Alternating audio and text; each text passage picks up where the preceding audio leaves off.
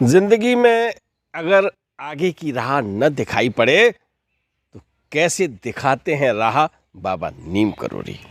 आज इस प्रश्न का उत्तर मिलेगा इस वीडियो में। नमस्कार, आप देख रहे हैं धर्मदृष्टि पत्रिका का यूट्यूब चैनल दस्तक मीडिया। मैं विनोद शुक्ल आपको सुना रहा हूं बाबा नीम करोड़ी की अद्भुत गाथाएं। मित्रों, जिंदगी में कभी कभी कई ऐसे मोड़ आते हैं जहां से लगता है कि अब कैसे चले आगे का रास्ता दिखाई नहीं पड़ता। तो आप विश्वास मानिए कि अगर आपने महाराज जी को याद किया तहे दिल तो आपकी समस्या का होगा समाधान। जैसे महाराज जी के एक अनन्य भक्त सुबोध मुखर्जी की एक बड़ी समस्या थी, कैसे हुआ समाधान।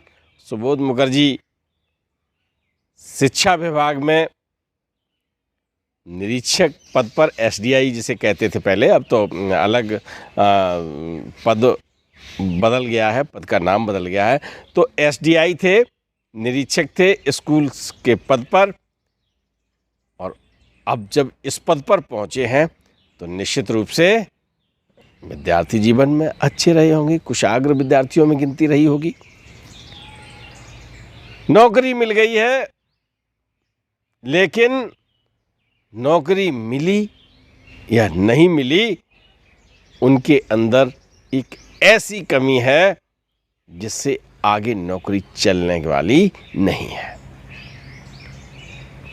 वो उनको जो दिखाई पड़ रहा है ना, आंखें खराब हैं और आंखों की रोशनी बहुत कम है। प्रोफेसर सुधीर मुखर्जी लिखते हैं कि लगभग अंधे हैं। लगभग इसलिए लगाया ना कि थोड़ा बहुत दिखाई पड़ता है।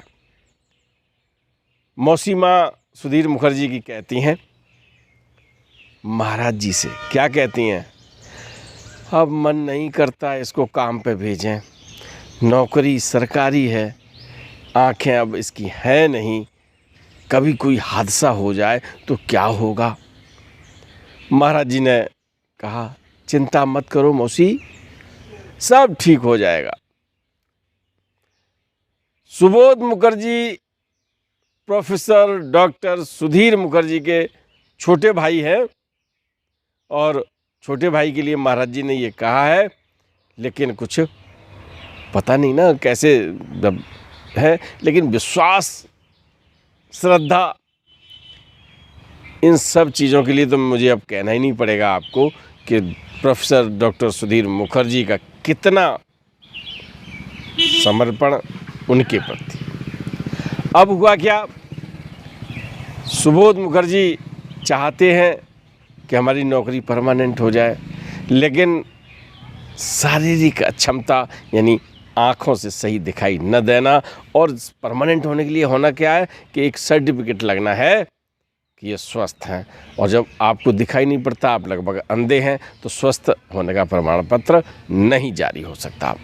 तो कई बार शिक्षा विभाग ने, उनके विभाग ने उनको मौका दिया कि तुम हमें अब बताइए, स्वास्थ्य का प्रमाण पत्र लाइए और ये करिए वो करिए। कई बार ऐसे मौके आए कि वो अपना प्रमोशन पा लेते, या प्रमोशन की तो बात छोड़ दीजिए, या परमानेंट भी नहीं हो पा रहे हैं। एक दिन महाराज जी ने कहा, सुबोध कहाँ हो, इधर आ। सुबोध मुखर्जी बरामदे में उधर बैठे थे, मैंने तो आपको दिखाया था जहाँ अशोका दीदी का इंटरव्यू लिया था, वहाँ बैठे हुए हैं। सुबोध भग के आते हैं, महाराज जी के कक्ष में प्रणाम करते हैं, कहते हैं हाँ महाराज जी, तो तू परमानेंट हो गया क्या। अब देख लिए कैसी बात कर रहे हैं, तू परमानेंट हो गया क्या। तो मुखर्जी कहते नहीं दादा, अभी नहीं हो पाया, अब महाराज जी अभी नहीं हो पाए, दिखाई नहीं पड़ता तेरे को। महाराज जी बहुत कम दिखाई पड़ता, मैं परेशान भी बहुत हूँ। ऐसा कर, कल प्रतापगढ़ चल मेरे साथ। अब प्रतापगढ़ पास में ही है, इलाहाबाद यानी प्रयागराज के पास। महाराज जी के साथ सुबोध मुखर्जी जाते हैं। वहाँ डॉक्टर उनका परीक्षण करता है और पता नहीं महाराज जी ने कौन सा फार्मूला फिट किया है कि डॉक्टर को उनकी आंखें बिल्कुल फिट दिखाई पड़ती हैं, पूर्ण स्वस्थ होने का सर्टिफिकेट दे देते हैं वो। और वो सर्टिफिकेट सुबोध मुखर्जी लेकर इलाहाबाद आ जाते हैं, ठीक है ना। और उस सर्टिफिकेट को अपने शिक्षा विभाग में दे देते हैं और सुबोध मुखर्जी परमानेंट हो जाते हैं। उन्हें तो ज़िंदगी में कोई रास्ता ही नहीं दिखाई पड़ रही थी कि हम अब आगे कैसे चलेंगे, क्योंकि इंस्पेक्टर थे, स्वास्थ्य का प्रमाण पत्र देना था, नहीं मिल पा रहा था। जब दिखाई नहीं पड़ रहा तो कैसे मिलेगा। और महाराज जी संग चले गए उनके प्रतापगढ़ और बिना सोर्स सिफारिश कुछ नहीं किया। अरे करने की क्या ज़रूरत है, महाराज जी की नज़रें इनायत हो जाएं। अगर नज़र ही पड़ जाए तो काफ़ी, और वो तो खुद चले गए थे सुबोध के साथ। इस तरह से उनकी ज़िंदगी को एक किरण मिली, एक रास्ता दिखाई पड़ा।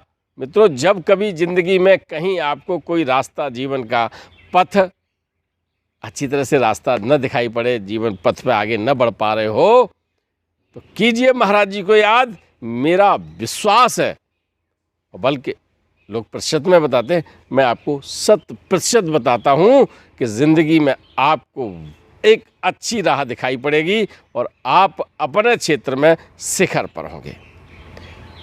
आप स्वस्थ रहें, मस्त रहें, ज़िंदगी में आप सफलता की सीढ़ियाँ चढ़ते रहें, और कोई अगर बाधा है तो महाराज जी उसे दूर करें। इन्हीं शुभकामनाओं के साथ मैं आज आपसे लेता हूँ विदा। राम राम।